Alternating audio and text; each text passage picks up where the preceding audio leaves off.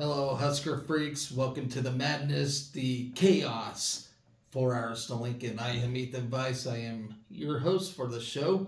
Talking about the ladies basketball game that went on last night. We got a big win over Purdue. Men's basketball tonight. Big one against Wisconsin. In fact, by the time this video uploads, I know my work schedule sucks. The game will be going on, so this is going to act like a Friday preview as well. So, tomorrow I will discuss and break down the happenings of tonight's game against Wisconsin. Hopefully we come out with a win, and it could be a happy show. So, without further ado, let's begin this thing. Before I do, please smash that subscribe button. Let's get started here.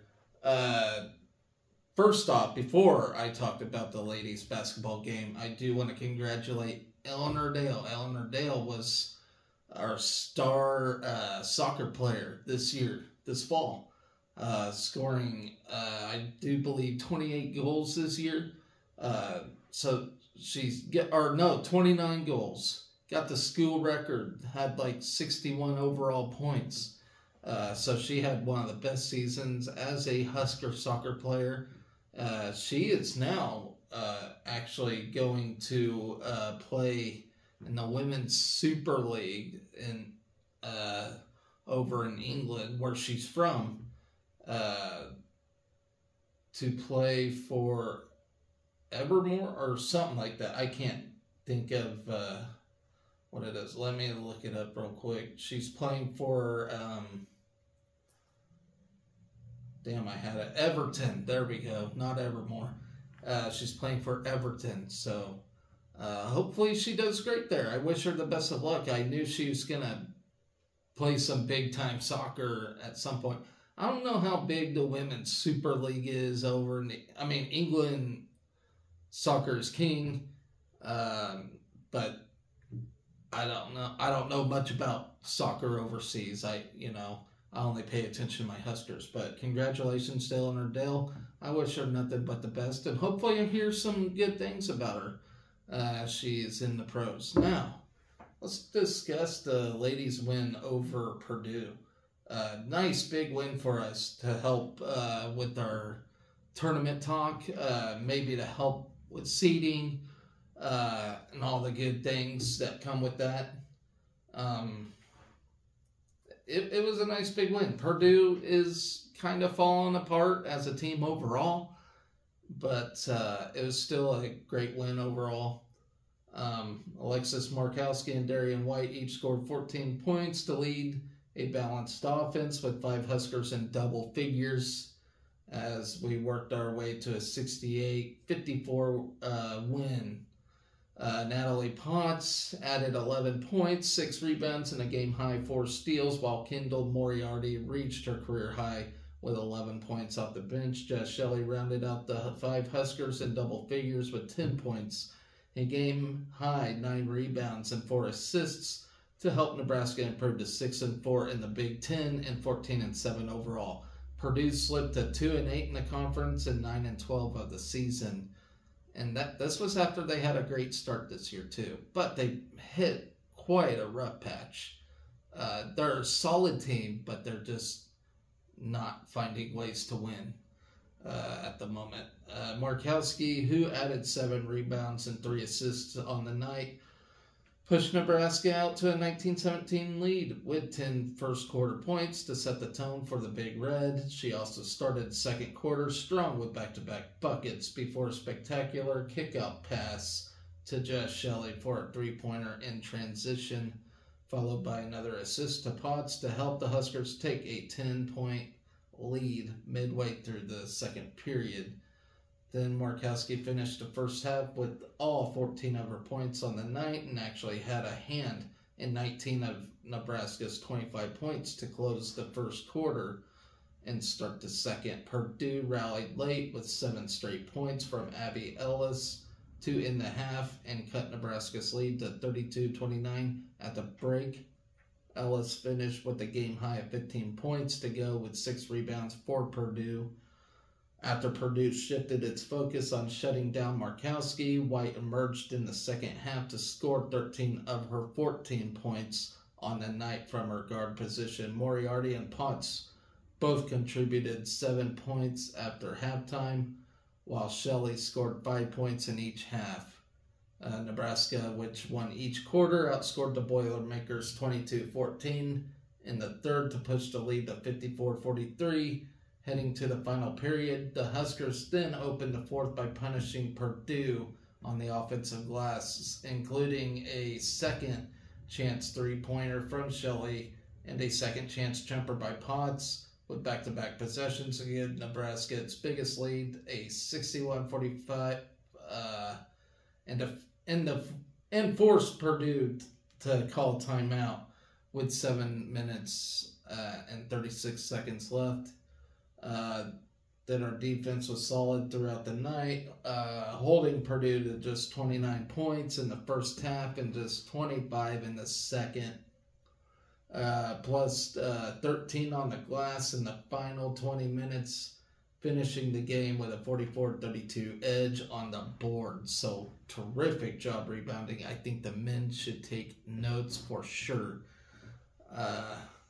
especially tonight when they play Wisconsin, because that's going to be a tough task.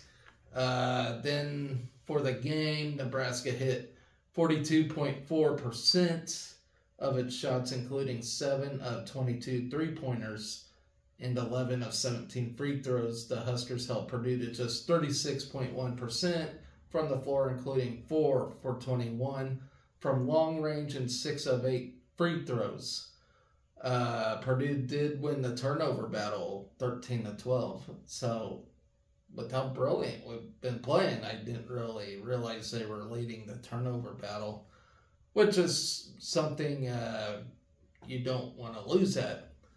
But we at least kept it close to dominate the game.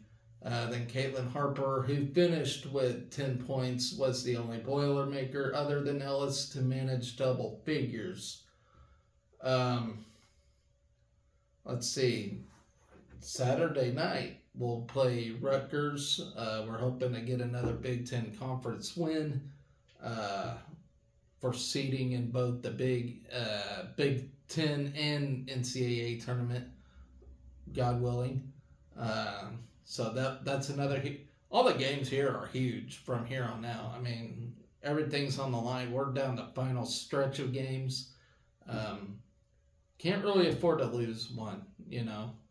I mean, you can, but you can't, you know. It kind of depends on the circumstance, but definitely want to protect home court. Same as the men, you know, especially tonight when they play Wisconsin. Tonight's a very important game, by the way, against Wisconsin. I mean, and the schedule is not easy going down the stretch here. It's going to be very tough for the men. But I have discussed the game against Wisconsin already, so I'm not really going to get into detail about it. But yeah, good luck to the ladies on Saturday. I will preview that one here at a later time, probably tomorrow actually. But speaking of tomorrow, so we're not really too busy as we got there's no bowling going on this weekend. So track and field start the Frank Savine Invitational, which is at home, and then swimming and diving session 1 against Rutgers. That starts at 5 o'clock.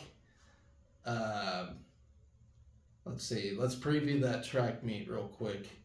As the track team is looking phenomenal right now. They're looking like Big Ten winners, both men and women, to be honest. They got my vote for sure. And Justin St. Clair, truly one of the best hires Trev Albert's ever made so far here. I mean, Matt Rule, I think, will become one of his best hires, but right now, Justin St. Clair, just on a dime, turned this team around. And it's not even funny. So you got some NCAA leaders in this on this team right now. Henry Zimmerman with the weight throw. He's number 4 in the NCAA. Kevin Schubert with the shot put. He's number 10. Michaela Moore, number 10 in the triple jump. Jenna Rogers, number 3 in the high jump. Mind de Klerk in the shot put at number 8. Amelia Flint in the shot put at number 14. Then you got, just this year alone, you got all-time top 10 performances already. Henry Zimmerman, number 1 in the weight throw, and this is in school history, and we had some great weight throwers. Michaela Moore, she hit the number 10 slot. Jenna Rogers with the high jump hit number 2. Mind de Klerk hit number 4. Berlin Schultz with number 6, and she's only a freshman. She's got a ways to go, and she's been impressing me. Her cross-country season was spectacular. Amelia Flint, she hit the number 6 all-time slot. Kimmy Garabian, number 7. Johanna Ives, number 9, tied for 9th. And then Halevi Carlson, number 10. So we're looking really tough. I'm not really sure who's all in the invitational. Okay, so you got us, of course, Augustana. That's a school from South Dakota. Baylor, Cincinnati, Cloud County Community College, Concordia, Doane, Dort, Harding, Hastings, Iowa Central, KU, Missouri State, Mount Marty, Nebraska Wesleyan, Nebraska Kearney. Do you guys say Kearney or Kearney? I say Kearney. Northern Colorado, Northwestern, and Iowa, not Northwestern from the Big Ten, but Northwestern Iowa. South Dakota State.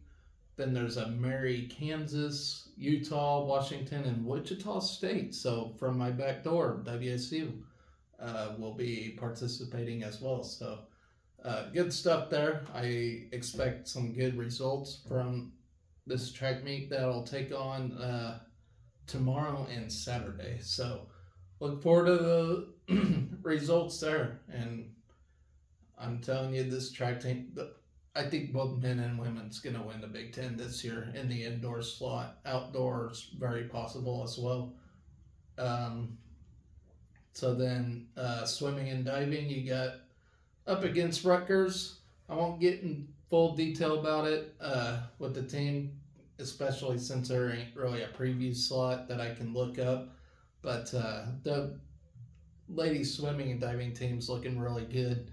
And I do expect them to have a good 2 days there at, well, they're actually in Lincoln, but against Rutgers. So that's going to do it for tonight, guys. Quick show. Just kind of wanted to get some content out there. But we got a very busy weekend ahead of us. We do got our first postseason tournament, if you will, with the rifle team in the Patriot Rifle Conference Championships. So look forward to that. I'll be here for all the action going on. So anyways, guys, be excellent to each other. Go Big Red.